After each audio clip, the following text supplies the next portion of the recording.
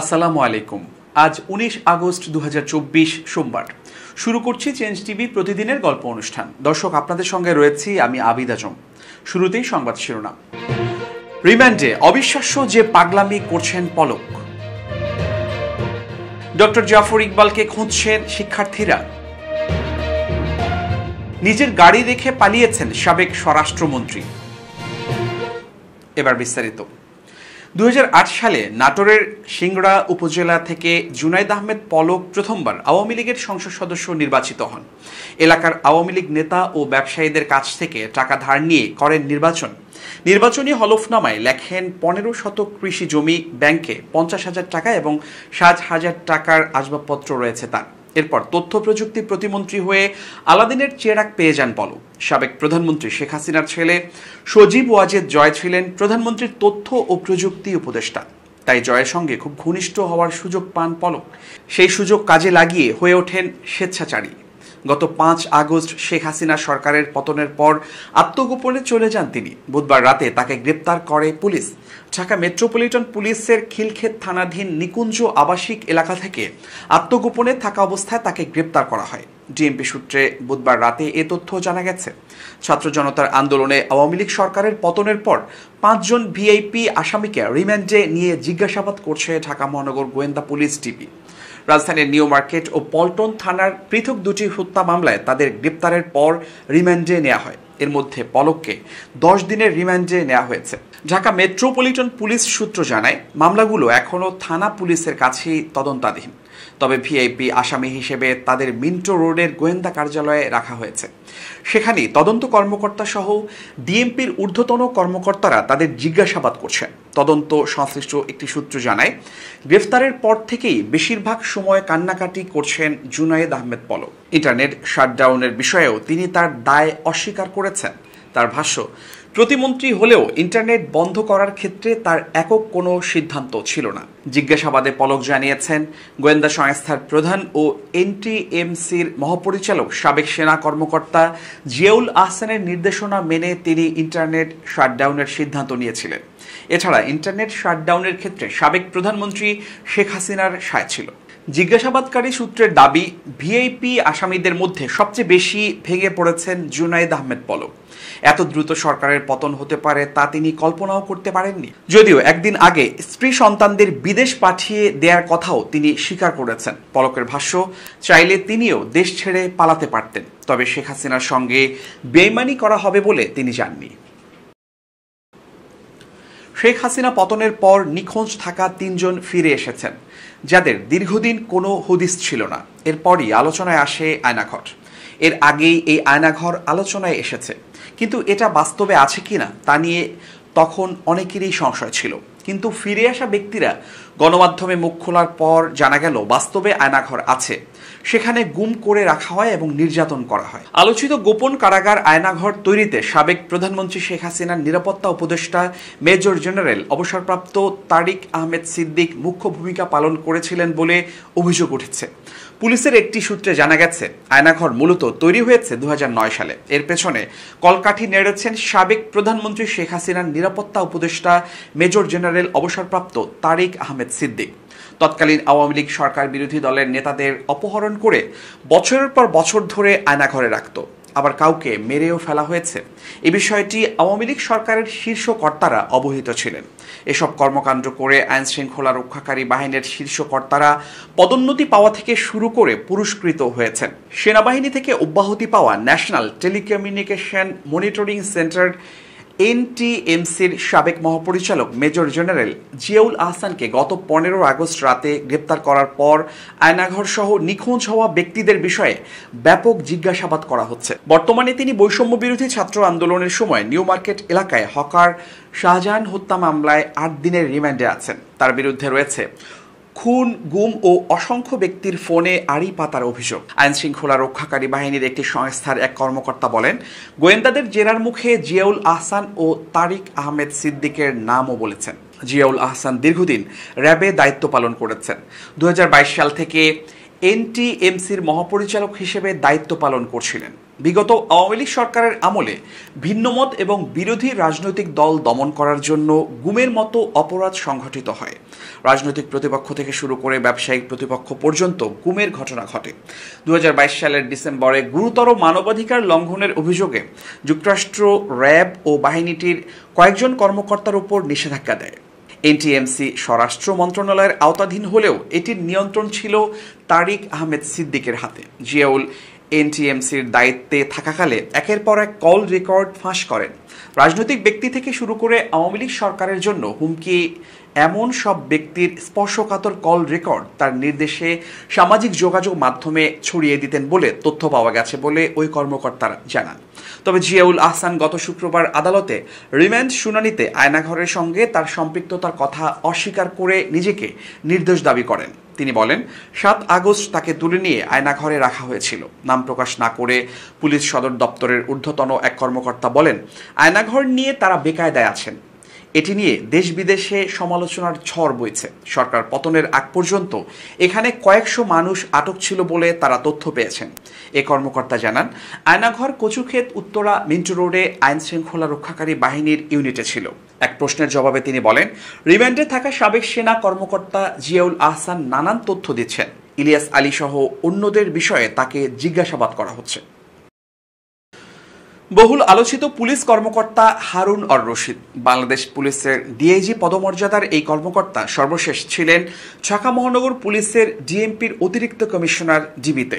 সরকারি স্কেল অনুযায়ী তৃতীয় গ্রেডের চাকরিজীবী হিসেবে সর্বসাকুল্যে বেতন ৮০,০০০ টাকারও কম, অথচ সীমাহীন দুর্নীতির মাধ্যমে নামে বেনামে গড়ে তুলেছেন কয়েক হাজার কোটি টাকার সম্পদ। এবার ডিবি হারুনের বাবা আবুল হাশেম এবং চাচা সোলেমান, বর্তমানে যিনি শ্বশুর, এদের বিরুদ্ধে মুক্তিযুদ্ধে বিরোধিতার অভিযোগ পাওয়া গেছে। কিশোরগঞ্জের মিঠামইন থানার হোসেনপুর গ্রামের হতদরিদ্র মৃত আবুল হাশেমের ছেলে হারুন। বাবা পেশায় কৃষক ছিলেন। লোকশ্রুতি রয়েছে, মুক্তিযুদ্ধকালীন হারুনের বাবা আবুল হাশেম চাচা সোলেমান, যিনি বর্তমানে শ্বশুর, এবং কুরবান আলী বাদশাহ মোল্লাদের নেতৃত্বে পাকিস্তানি মিলিটারিদের সহযোগিতা করতেন। তাদের নেতৃত্বে মিঠামইন থানার জনৈক শাহেদ সাহেবের বাড়িতে পাকিস্তানি মিলিটারি সহ আক্রমণ করে 18 মুক্তিযোদ্ধাকে হত্যা করা হয়। পারিবারিক অসচ্ছলতার কারণে বিশ্ববিদ্যালয়ে অধ্যয়নকালে হারুন এলাকার লোকজনের কাছ থেকে আর্থিক সহযোগিতা নেন। 1993-94 সেশনে ঢাকা বিশ্ববিদ্যালয়ে ভর্তি হয়ে ছাত্রলীগের রাজনীতিতে যুক্ত হন। 1999 থেকে 2000 সালের দিকে সালসাবিল বাসের টিকিট চেকারের দায়িত্ব নিয়েছিলেন। ভুয়া কাগজপত্র তৈরি করে হারুন তার বাবার মুক্তিযোদ্ধা সনদ বানিয়েছিলেন। সেটি ব্যবহার করেই বিসিএসে মুক্তিযোদ্ধা কোটায় পুলিশের চাকরি পান। সারদায় ট্রেনিংয়ের সময় শৃঙ্খলা ভঙ্গের দায়ে চাকরিচ্যুত হন। এরপর মার্কেন্টাইল ব্যাংকে চাকরি করেন। পরে আওয়ামী লীগ সরকার ক্ষমতায় এলে ছাত্রলীগ করার কারণে হারুন পুলিশের চাকরি ফিরে পান। হারুনের ভাই ডাক্তার শাহরিয়ার মিঠামইনে অবস্থিত প্রেসিডেন্ট রিসোর্ট পরিচালনার দায়িত্বে আছেন। আরেক ভাই মোহাম্মদ জিল্লুর রহমান জিয়া পুলিশের মাদকদ্রব্য নিয়ন্ত্রণ অধিদপ্তরে এএসআই পদে চাকরি করছেন। তার বিরুদ্ধে রাজধানীর বিভিন্ন মদের বার থেকে কয়েক কোটি টাকা মাসোহারা নেয়ার অভিযোগ রয়েছে। মাদকদ্রব্য নিয়ন্ত্রণ অধিদপ্তরের একজন সহকারী পরিচালক বলেন, জিয়া এএসআই হলেও উপপরিচালকরা পর্যন্ত তাকে ভয় পান। ভাই হারুনের নাম করে জিয়া রাজধানীর বারগুলো থেকে মাসে কয়েক কোটি টাকা চাঁদা আদায় করেন। এসব অভিযোগের বিষয়ে জানতে পুলিশ কর্মকর্তা হারুন অর রশিদের ব্যক্তিগত নম্বরে টানা কয়েকদিন বারবার ফোন করা হলেও সেটি বন্ধ পাওয়া গেছে। বৈষম্য বিরোধী আন্দোলনের বিরোধিতা করা আলোচিত সমালোচিত কথাসাহিত্যিক শিক্ষাবিদ অধ্যাপক ডক্টর মোহাম্মদ জাফর ইকবাল কোথায় আছেন? তিনিও কি দেশ ছেড়েছেন নাকি দেশেই আত্মগোপনে আছেন, জানতে চাচ্ছে শিক্ষার্থীরা। সাবেক প্রধানমন্ত্রী শেখ হাসিনা পদত্যাগ করে দেশ ছাড়ার পর গ্রেপ্তার আতঙ্কে আওয়ামী লীগের প্রভাবশালী অনেক হোমরা চোমরা ব্যক্তি, প্রভাবশালী নেতা, সদ্য পতন হওয়া সরকারের মন্ত্রী প্রতিমন্ত্রী, মেয়র, কাউন্সিলর, সাংবাদিক, শিক্ষক গা ঢাকা দিয়েছেন। খোঁজ মিলছে না আওয়ামীপন্থী বিশিষ্ট ব্যক্তিদেরও। অবশ্য আরও আগ থেকেই লাপাত্তা শিক্ষাবিদ জাফর ইকবাল। বৈষম্য বিরোধী আন্দোলনের মাঝখানে শিক্ষার্থীদের বিরুদ্ধে অবস্থান নেয় সমালোচিত হন জাফর ইকবাল। 5 আগস্টের পর অনেক শিক্ষার্থীকেই জাফর ইকবাল কোথায় আছেন জানতে চেয়ে সামাজিক যোগাযোগ মাধ্যম ফেসবুকে পোস্ট দিতে দেখা যায়। গর্তে আছেন বলেও অনেকেই মন্তব্য করতে দেখা যায়। এছাড়াও ফেসবুকের বিভিন্ন গ্রুপ ও পেজে জাফর ইকবালকে নিয়ে ট্রোল ও মিমে মেতে ওঠেন আন্দোলনকারী শিক্ষার্থীরা। অনেকে গর্তের ছবি পোস্ট করে ক্যাপশনে লিখেছেন, ফেসবুকে জাফর ইকবাল সম্পর্কিত পোস্টের কমেন্ট বক্সে জাফর ইকবাল ইকবালকে দালাল, চাটুকার ও প্রতারক বলে সম্বোধন করতে দেখা যায়। এক ফেসবুক ব্যবহারকারী লিখেছেন, গর্তজীবী জাফর ইকবাল কি আবারও গর্তে বিলীন হয়ে গেল? অন্য একজন পোস্ট দিয়েছেন, আচ্ছা জাফর ইকবাল কই? এক ব্যক্তি জানতে চেয়েছেন, নতুন স্বাধীন দেশে জাফর ইকবাল স্যারের অনুভূতি কেমন? এছাড়াও অনেককে জাফর ইকবালের যৌক্তিক সমালোচনা করতে দেখা যায়। উল্লেখ্য, সাবেক প্রধানমন্ত্রী শেখ হাসিনার রাজাকার আখ্যা দেয়া বক্তব্যের প্রতিবাদে ঢাকা বিশ্ববিদ্যালয়ে কোটা সংস্কার আন্দোলনকারী আমিকে তুমিকে রাজাকার রাজাকার স্লোগান দেয়। শিক্ষার্থীদের এমন প্রতিবাদের প্রতিক্রিয়া জানানো জাফর ইকবালের একটি চিরকুট সামাজিক যোগাযোগ মাধ্যমে ভাইরাল হয়। ওই চিরকুটে জাফর ইকবাল লিখেছিলেন, ঢাকা বিশ্ববিদ্যালয় আমার বিশ্ববিদ্যালয়, আমার প্রিয় বিশ্ববিদ্যালয়। তবে আমার মনে হয় আমি আর কোনোদিন এই বিশ্ববিদ্যালয়ে যেতে চাইব না। ছাত্রছাত্রীদের দেখলেই মনে হবে এরাই তো হয়তো সেই রাজাকার। আর যে কয়দিন বেঁচে আছি আমি কোনো রাজাকারের মুখ দেখতে চাই না। একটাই তো জীবন, সেই জীবনে আবার কেন নতুন করে রাজাকারদের দেখতে হবে? জাফর ইকবালের এমন মন্তব্যের পর আন্দোলনকারী শিক্ষার্থীদের মধ্যেও ব্যাপক ক্ষোভ দেখা যায়। অধ্যাপক ডক্টর মোহাম্মদ জাফর ইকবাল শিক্ষার্থীদের দাবির বিরুদ্ধে অবস্থান নেয় তাকে অবাঞ্ছিত ঘোষণা করে এবং আজীবন নিষিদ্ধ করেছেন সিলেটের শাহজালাল বিজ্ঞান ও প্রযুক্তি বিশ্ববিদ্যালয় শাবিপ্রবির আন্দোলনকারী শিক্ষার্থীরা। ঘটনার পর দেশের সবচেয়ে বড় অনলাইন ভিত্তিক বইয়ের দোকান রকমারি.com মিলছে না জাফর ইকবালের বই। বেঙ্গল বুকস সহ অনেক প্রকাশনী ঘোষণা দিয়েছে তার বই বিক্রি না করার। সামাজিক যোগাযোগ মাধ্যমে অনেককে জাফর ইকবালের বই ছিঁড়ে ও বই পুড়িয়ে প্রতিবাদ জানায়। রাজধানীর ধানমন্ডি এলাকার রাস্তায় পড়ে থাকা আনুমানিক 2 কোটি টাকা মূল্যের বিলাসবহুল গাড়িটির মালিকের পরিচয় পাওয়া গেছে। রোববার 18 আগস্ট সকাল থেকে ধানমন্ডির বাইতুল আমান মসজিদের সামনের দিকের রাস্তায় দিনভর গাড়িটি পড়ে থাকলেও মালিক পাওয়া যাচ্ছিল না। অবশেষে গাড়িটির সাবেক স্বরাষ্ট্রমন্ত্রী ও আওয়ামী লীগের নেতা আসাদুজ্জামান খান কামালের বলে নিশ্চিত হওয়া গেছে। নামি দামি ব্র্যান্ড ল্যান্ড ক্রুজারের গাড়িটি কে সেখানে ফেলে রেখে গেছে তা জানা যায়নি। জানা যায় রোববার সকাল থেকে ঢাকা মেট্রো ঘ 218456 গাড়িটি রাস্তায় পড়েছিল। দিনভর গাড়িটি সেখানে থাকলেও মালিকের কোনো খোঁজ ছিল না। ওয়ারিশহীন গাড়িটির দীর্ঘ সময় একই স্থানে থাকায় কে বা কারা গাড়িটির লুকিং গ্লাস খুলে নিয়ে যায়। অবশেষে দিবাগত মধ্যরাতে সেনাবাহিনীর সহযোগিতায় গাড়িটি র্যাকারে করে অন্যত্র নিয়ে যাওয়া হয়। শুরুতে গাড়িটির মালিকের নাম জানা না গেলেও পরে সেটি সাবেক স্বরাষ্ট্রমন্ত্রীর বলে নিশ্চিত হয়েছে ঢাকা মিল। মূলত গাড়িটি কার এমন প্রশ্ন তুলে একজন সামাজিক যোগাযোগ মাধ্যম ফেসবুকে পোস্ট করলে বিষয়টি নিয়ে আলোচনা হয়। ফেসবুকের ট্রাফিক অ্যালার্ট গ্রুপে জুনায়েদ কামাল নামের একজন গাড়িটি নিয়ে রাত 1টার দিকে একটি পোস্ট দিয়ে লেখেন, ধানমন্ডির বাইতুল আমান মসজিদের সামনের দিকের রাস্তায় কেউ একজন ল্যান্ড ক্রুজার গাড়িটি ফেলে গেছেন। রোববার সকাল থেকে গাড়িটি এখানে পড়ে আছে। গাড়িটি আনলক অবস্থায় আছে। কেউ কি এর মালিককে চেনেন? প্রত্যক্ষদর্শীরা জানান, সকাল থেকে গাড়িটি পড়েছিল। সারাদিন একই স্থানে গাড়িটি দেখে অনেকের সন্দেহ হয়। এরপর সামনে গিয়ে গাড়িটি আনলক অবস্থায় দেখা গেছে। তারা খুলে দেখেন কেউ নেই গাড়ির ভেতরে। জানাজানি হলেও গাড়ির মালিকের পরিচয় জানাতে পারেনি কেউই। অবশেষে অনেক খোঁজ দেওয়ার পর গাড়ির মালিকের পরিচয় জানতে পারে ঢাকা মেইল। কিছু তথ্য ও ছবি দেখে নিশ্চিত হওয়া গেছে গাড়িটি সাবেক স্বরাষ্ট্রমন্ত্রী আসাদুজ্জামান খান কামালের। ঢাকা মেইলের কাছে আসা তথ্যে দেখা যায় গাড়িটি কেনা হয়েছিল 2022 সালের 31 জুলাই, কিন্তু রেকর্ড আপডেট করা হয়েছে একই মাসের 28 জুলাই। ট্যাক্স টোকেন ইস্যু করা হয়েছে 2022 সালের 3 আগস্ট। গত 30 জুলাই যার মেয়াদ শেষ হয়েছে। ট্রাস্টি সার্টিফিকেট 2023 সালের 3 আগস্ট, সেটিরও মেয়াদ গত 3 আগস্ট শেষ হয়েছে। গাড়িটি ম্যানুফ্যাকচার করার সময় 2022। গাড়িটি খালি ওজন 2200 কেজি আর মালামাল 3220 কেজি পর্যন্ত তোলা সম্ভব। গাড়িটির ফিটনেস ইস্যু করা হয়েছে 2022 সালের 31 জুলাই, যার মেয়াদ রয়েছে 2027 সালের 3 জানুয়ারি পর্যন্ত। মালিকানাধীনের জায়গায় প্রাইভেট উল্লেখ করা হয়েছে। গাড়ির মালিকের নামের স্থানে আসাদুজ্জামান খান এবং তার বাবা মৃত আশরাফ আলী খান দেওয়া হয়েছে। আর গাড়িটির রেজিস্ট্রেশন সম্পন্ন করা হয়েছে মিরপুর BRTA-তে। সর্বশেষ গাড়িটি কেনার জন্য মালিকের যে নম্বর দেওয়া হয়েছে সেটির সূত্র ধরে ঢাকা মেইলের পক্ষে ওই নম্বর ও পরিচয় শনাক্তকারী অ্যাপস ট্রু কলারে কল দেওয়া হয়। সেখানে আসাদুজ্জামান খান কামালের নাম শো করে। এছাড়াও গাড়িটি যে সাবেক স্বরাষ্ট্রমন্ত্রীর তা আরও একটি ছবি দেখে নিশ্চিত হওয়া গেছে। সেই ছবিতে দেখা যাচ্ছে গাড়িটি কেনার সময় স্বরাষ্ট্রমন্ত্রী এবং তার সঙ্গে কয়েকজন ছবি তুলেছেন। ছবিতে মন্ত্রী ছাড়াও ডিএমপির তেজগাঁও বিভাগের সাবেক ডিসি HM আজিমুল হক এবং মন্ত্রীর কয়েকজন কাছের মানুষ উপস্থিত ছিলেন। তারা গাড়িটি কেনার পর শোরুমে একটি যৌথ ছবিও তোলেন। পাশে গাড়িটি রাখা ছিল, সেটির সামনে লাগানো উদ্ধারকৃত গাড়ির নম্বর প্লেটের সঙ্গে মিল রয়েছে। গাড়িটির ব্যাপারে আরও নিশ্চিত হতে মধ্যরাতে আসাদুজ্জামান খান কামালের এলাকা তেজগাঁওয়ের কয়েকজন গণ্যমান্য ব্যক্তির সঙ্গে যোগাযোগ করা হয়। সাবেক স্বরাষ্ট্রমন্ত্রীকে চেনেন এমন কয়েকজন ঢাকা মেইলকে বলেন তারা গাড়িটি ফেসবুকে দেখেছেন। গাড়ির নম্বর প্লেট দেখে চিনতে পেরেছেন এটি সেই সাবেক স্বরাষ্ট্রমন্ত্রী আসাদুজ্জামান খান কামালের। ছাত্র জনতার গণ অভ্যুত্থানের মুখে গত 5 আগস্ট শেখ হাসিনা সরকারের পতনের পর মন্ত্রী থেকে শুরু করে আওয়ামী লীগের সকল পর্যায়ের নেতারা আত্মগোপনে যান।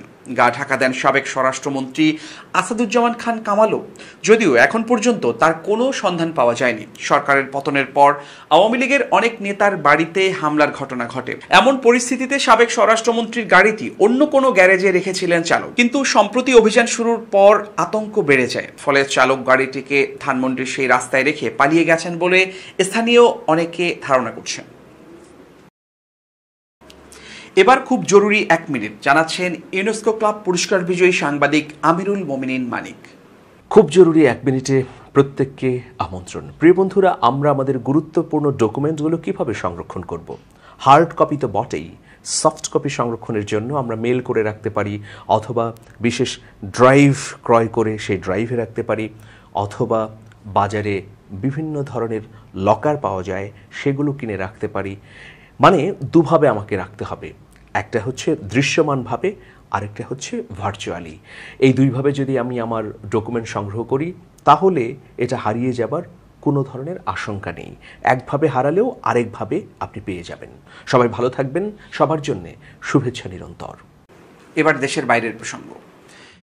ইসরায়েলের কাছে অস্ত্র বিক্রির প্রতিবাদ জানিয়ে পদত্যাগ করেছেন যুক্তরাজ্যের পররাষ্ট্র দপ্তরের কর্মকর্তা মার্ক স্মিথ। সন্ত্রাস দমনে কাজ করা স্মিথ বলেছেন যুক্তরাজ্য সরকার যুদ্ধাপরাধে জড়িত থাকতে পারে। সোমবার 19 আগস্ট এক প্রতিবেদনে এ তথ্য জানিয়েছে ব্রিটিশ সংবাদ মাধ্যম বিবিসি। প্রতিবেদনে বলা হয়, মার্ক স্মিথ গত শুক্রবার এক ইমেইলে সহকর্মীদের কাছে লিখেছিলেন অফিসিয়াল হুইসেল ব্লোয়িং মেকানিজম সহ পররাষ্ট্র দপ্তরের প্রতিটি স্তরে উদ্বেগ প্রকাশ করেছেন তিনি। তবে তিনি মৌলিক স্বীকৃতি ছাড়া আর কিছু পাননি।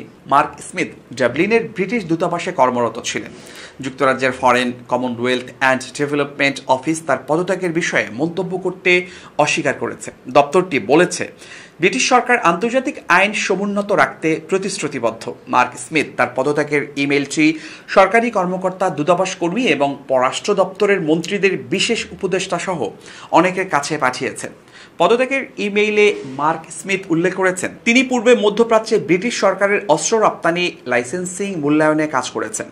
প্রতিদিনই তিনি ও তার সহকর্মীরা গাজায় ইসরায়েলের যুদ্ধাপরাধ এবং আন্তর্জাতিক মানবাধিকার আইন লঙ্ঘনের স্পষ্ট এবং প্রশ্নাতীত উদাহরণ প্রত্যক্ষ করেছেন। তিনি লিখেছেন, ইসরায়েলি সরকার ও সেনাবাহিনীর সিনিয়র সদস্যরা প্রকাশ্য গণহত্যার অভিপ্রায় প্রকাশ করেছেন। ইসরায়েলি সৈন্যরা ইচ্ছাকৃতভাবে বেসামরিক সম্পত্তি পোড়ানো, ধ্বংস এবং লুট করার ভিডিও তুলেছে। গাজায় সব রাস্তা এবং বিশ্ববিদ্যালয় গুঁড়িয়ে দেওয়া হয়েছে। মানবিক সহায়তা অবরুদ্ধ করা হয়েছে এবং বেসামরিক নাগরিকদের পালিয়ে যাওয়ার জন্য কোনো নিরাপদ জায়গা নেই। রেড ক্রিসেন্টের অ্যাম্বুলেন্সে হামলা হয়েছে। স্কুল, হাসপাতালকে নিয়মিত টার্গেট করা হচ্ছে। এগুলো যুদ্ধাপরাধ। তার মতে এমন পরিস্থিতিতে ইসরায়েলের কাছে যুক্তরাজ্যের অস্ত্র বিক্রি অব্যাহত রাখার কোনো যুক্তি নেই। উল্লেখ্য, গত বছরের 7 অক্টোবর হামাসের নজিরবিহীন আন্তঃসীমান্ত হামলার পর থেকে ইসরায়েল গাজা উপত্যকায় অবিরাম বিমান ও স্থল হামলা চালিয়ে যাচ্ছে। ইসরায়েলি হামলায় গাজায় এখন পর্যন্ত 40,000-এর বেশি ফিলিস্তিনি নিহত হয়েছেন। এছাড়া আহত হয়েছেন 92,000-এর বেশি ফিলিস্তিনি। এই পরিস্থিতিতে মানবাধিকার গোষ্ঠী এবং অন্যান্য সমালোচকরা ইসরায়েলকে অস্ত্র সরবরাহ করার জন্য এবং ইসরায়েলের বর্বর আগ্রাসনের পক্ষাবলম্বনের জন্য যুক্তরাষ্ট্র ও যুক্তরাজ্য সহ পশ্চিমা দেশগুলোকে অভিযুক্ত করছেন।